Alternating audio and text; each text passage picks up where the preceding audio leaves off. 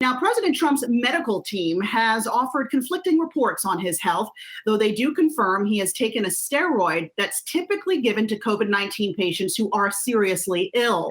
Since the president and first lady have been diagnosed with COVID-19, at least 15 people who are close to the president have tested positive for the virus, including former New Jersey Governor Chris Christie, who was hospitalized today, and several senators. Joining us now is Dr. Dara Kass, Yahoo medical contributor and Columbia University Associate Professor of Emergency Medicine.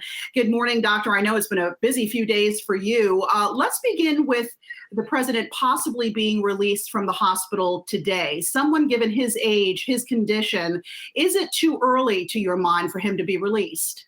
So honestly, we don't know enough about the president's condition to know anything about whether he should be in the hospital or released. We know that when he was admitted, the information being given to us was they were admitting him out of a quote unquote abundance of caution. The idea being, as the president of the United States, that we need to take extra special care of making sure that he didn't quote unquote decompensate in the White House, and they're prepared to take care of him. There's no course of disease that is completed with this coronavirus in 4 days.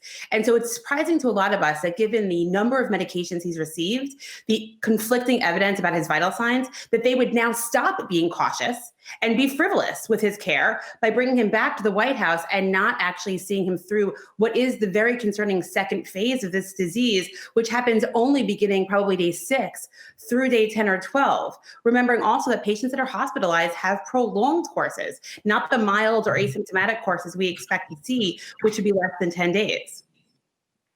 Dr. Kass, just based on what you've seen from the videos President Trump has put out and the information from the White House is it hasn't been full and fair disclosure. Does look like someone towards the end of COVID-19, certainly very important to investors, but also trying to get a sense of the timeline when he did in fact contract this.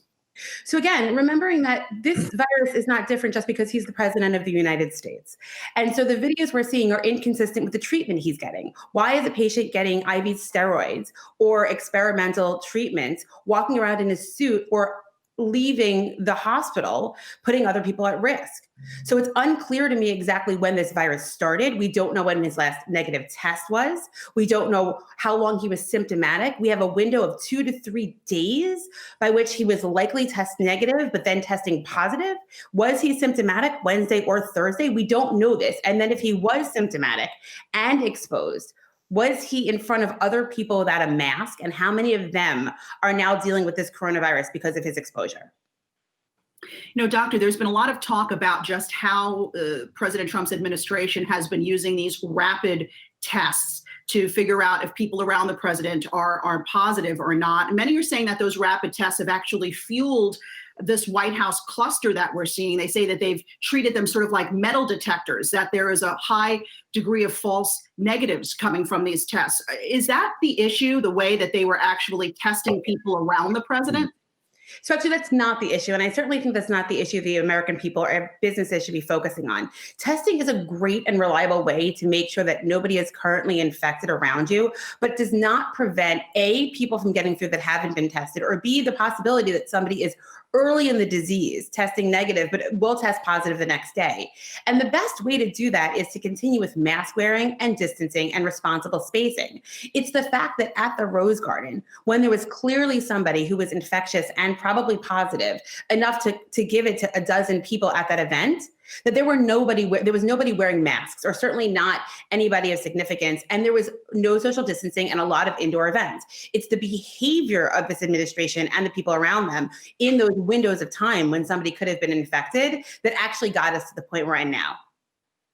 Dr. Kass, is there any read-through on the concoctions of medicines that the president is taking and to the American public in that, you know what, maybe we have found some way to treat this, or we're not even there yet? So we're not there yet. The truth is we have no idea the president's course of illness. We don't understand anything about the long-term consequences for him as an elderly man who is clinically obese.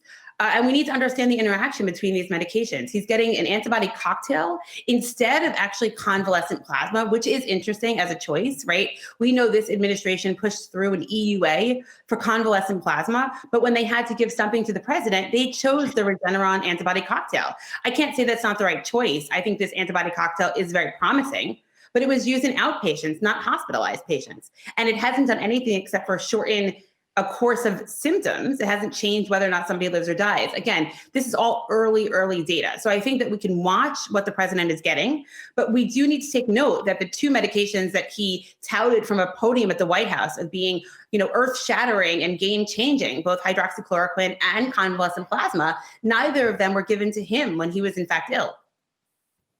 Doctor, of course, we're all keeping our eye on President Trump's health, but today we're hearing word that there are new lockdowns taking place throughout countries in Europe, Paris, also parts of Germany and the UK. Here in New York City, there are a number of neighborhoods that are going to be going back into lockdown. Schools there are going to be shut down again because of a spike in new cases. We keep talking about the second wave. Are we in the second wave of this virus now? So I think that we actually are in the second wave of this virus. And I want to make sure that we use the right verbiage. It's not lockdown. We're reversing openings. And it's because of the fact that we're responding to the viral spread in the community. Remembering that the schools that are closing in New York City, for example, are closing because the community spread is larger than we would accept to let children and staff go to school.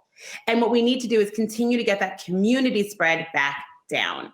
People are getting they're tired. They're tired of the regulations. They're tired of mask wearing, and they're really not interested in following the very simple public health protocols.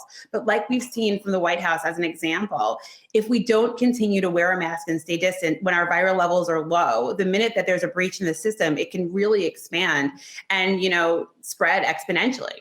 Hey investors, Zach Guzman here. Are you interested in learning more about the markets and getting the latest financial news? Well, then click right here to subscribe to our Yahoo Finance YouTube channel. Get the latest up-to-the-minute market analysis, big interviews in the world of finance, and information on how to manage your money every day wherever you are.